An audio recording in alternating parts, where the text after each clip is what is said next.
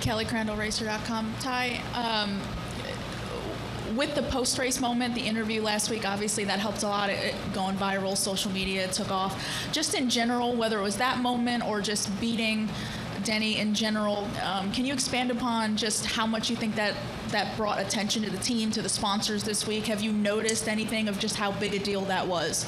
Yeah, for sure. It's been noticeable. We've been getting a lot of comments, calls, and even walking around here in Chicago, I feel like the fan enthusiasm. I usually get a couple, hey, Ty, but like some more enthusiastic fan interaction already. So that's been fun.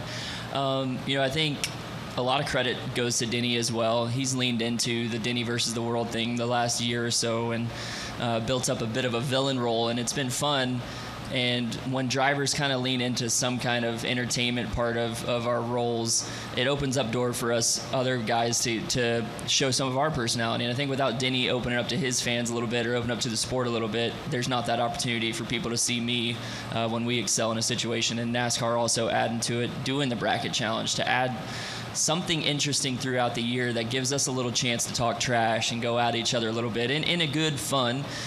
So it was just a good moment. Everything culminated together. And then on our team's credit, we've ran good all year. There just hasn't been the moment that we've gotten a chance for everybody to really see it. We've got to continue to get better so that the broadcasters and you guys continue to talk good about us, and that only helps. And having a moment last week for sure helped that, and hopefully we continue that momentum. Jerry Jordan, Kicking the Tires .net. You said, admittedly so, you were kind of an underdog going up against Denny last week, but he went on the show and said, hey, let Ty have his moment. I'm not pissed at him.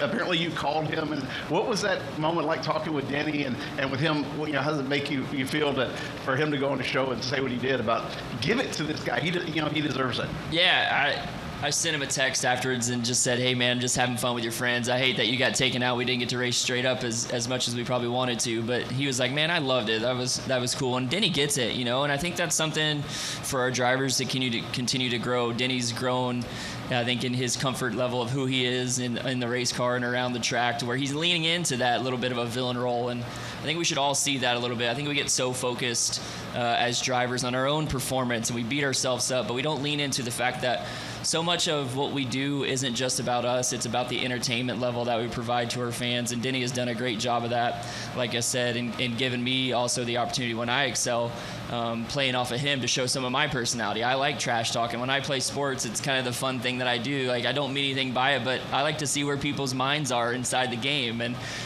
so that was just a fun moment.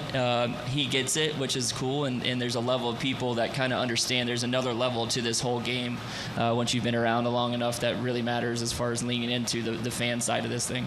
With the NASCAR wire. So two quick ones. Was that remark planned or spontaneous? It was planned when I knew he was eliminated. When I knew we had him, I told Mamba before the interview, I said, hey, give me a second after this interview, I got something to say. So somewhat spontaneous, I guess, if you call it that. But it was there. It was always there, and just wanted to lean into it a little bit. And how do you like your chances against Brad on the Chicago street course? Honestly, I feel good. We're going to do our best starting today and all through the race tomorrow to put pressure on him. This is a place that if you feel like you can pressure people, they can make mistakes. Obviously, you're seeing in practice in the Xfinity cars, a little bit more can get you in a lot of trouble. And I enjoy road course racing. We ran really good in Mexico City, another one of the races that we ran up front. A lot of people credit it to being good in the rain, but we also ran really well when it turned dry, too. We were probably going to staring at a top 10 run there, and I think on the last restart when Truex got spun, it knocked our right front down, and we never got another caution to come back. And so we have some confidence coming from Mexico City. Obviously, this is a little bit of a different animal, but it's been a cool week for me. We have Will Brown come over from the V8 Supercars, so I've been studying as much as I can from that guy. He is just as solid, it seems, so far as SVG and knowing his way around getting these street courses. So just learning, went to a humbling school this week underneath Will Brown, just learning from him. So we're going to get better try to get better every time we get on the track this weekend and finish strong. And I think that if we do what we know we're capable of, we execute our race, don't put ourselves in trouble, we're going to put a lot of pressure on Brad to knock him out too.